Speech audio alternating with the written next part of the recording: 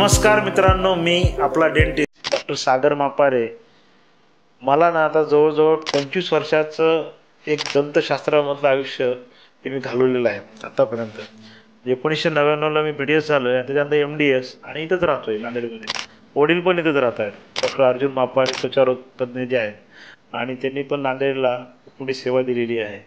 मला वाटते आजही त्यांची प्रॅक्टिस स्कीममध्ये नंबर 1वर आहे आणि मी पण डेंटलमध्ये नंबर 1 वर राहायचा प्रयत्न करत असतो. तुम्हालाच माहिती काय काय नाही. आणि आता माझा मुलगा, त्याचं नाव ऋतुपर्ण आहे, तर तो सुद्धा आता MBBSलाच आहे, तिसरी पिढी येते. तर मला काही काही रुग्ण विचारतात, तुम्हाला एक काही खंत वाटते का की बाबा ही गोष्ट पेशंटला सांगायला पाहिजे? तर मला काय फार सांगायचं आहे, मला एकच सांगायचं आहे की जशी तुम्ही काळजी ना तुमच्या केसाची घेता आणि वारकाला जाऊन भेटता, जशी तुम्ही तुमच्या कपड्यांची काळजी घेता, ते स्वच्छ ठेवता, जशी तुम्ही तुमच्या मित्रांसोबत एन्जॉयमेंटला जाता, तसंच तुम्ही तुमच्या डॉक्टरांकडे जाऊन जेव्हा तुम्ही हेल्दी असतात, चांगले असतात, तेव्हा तपासण्या करत जा. मग त्या हृदयाच्या असो, दाताच्या असो, त्या स्किनच्या असो, कोणचाही एकदा भेटायला पाहिजे. खूप मोठा प्रॉब्लेम झाल्यानंतर भेटण्यात फार काही अर्थ नसतो.